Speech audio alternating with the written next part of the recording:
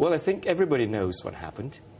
And we were the ones that said that the judicial process has to run its course, so that there were inquests into the deaths of the protesters and people who were there, and there has to be accountability. And that includes you, because you were the person in power when 90 people died in those protests. Of course, and we set up an independent commission in terms of fact-finding, and at the same time, the police and all the law enforcing organizations would have to get to work. But the charges that are placing against me for so many people seem very far-fetched. Why are they far-fetched? You were the person in power. You must have authorised the use of force in tearing down the protest camp. Yes, but if you recall, we had a situation basically of a group of people occupying the middle of a city, and also had armed people infused within the protests. They were actually firing grenades, firing at people. We didn't even go in to disperse the protests. What we did was to cordon off, set up checkpoints. These checkpoints were attacked, and there were, fighting on the streets, and people, unfortunately, some people died. Well, and almost everyone who died was at the hands of military gunfire. Well, every investigation that's looked at, that's not the case. Human Rights Watch did the most comprehensive investigation into what happened in 2010. The most comprehensive all the deaths were caused by military gunfire. The most comprehensive account has been made by the Independent Truth and Reconciliation Commission. And as far as the charges are concerned, already about 20 cases have been the work of the protesters or the armed elements. That still leaves the majority, because we're talking about 90 deaths. Yes, that still but so far, so you would accept. So far, you would accept the majority of the deaths were caused by the military. No, because so far we have had about 20 inquests. Only 2 so far have concluded that these people died by bullets that were used in the military.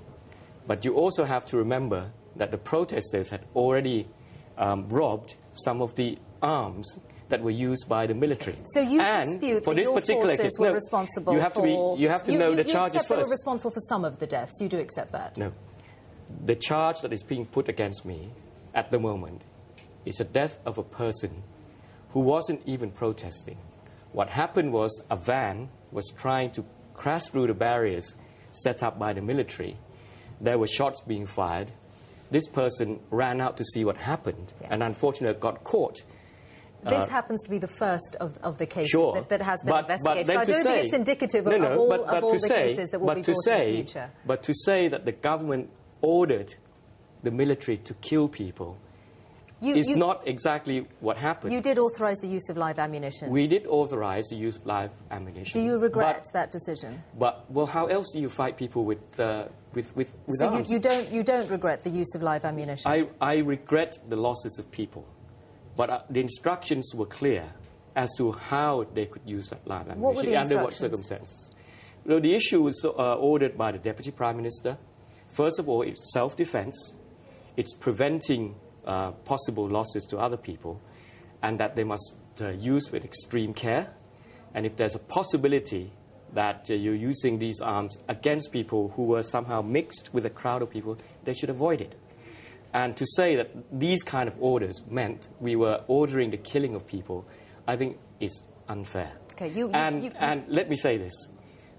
I've been around a number of meetings around the world, the G20 here.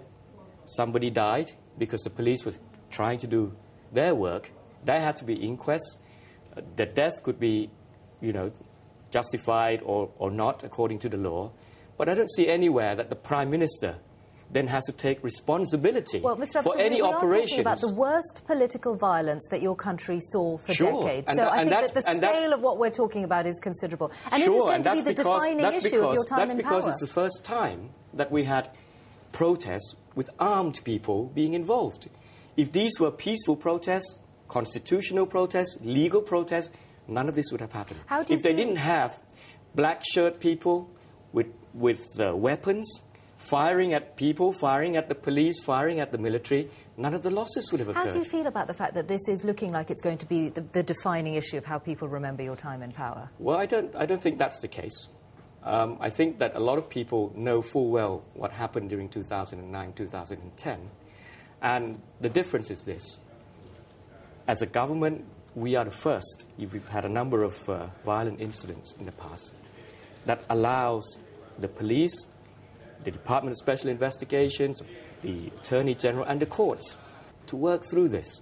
And I will accept whatever verdict. Even if it's a death penalty, I will accept that. And I'm asking former Prime Minister and members of the current government that they should do the same, because they are always looking to pass a bill to grant themselves amnesty. That's not something that I've ever done. I'm willing to face the charges. I will fight to prove my innocence in the courts. And if the court, for whatever reason, passes a guilty verdict, I will accept it.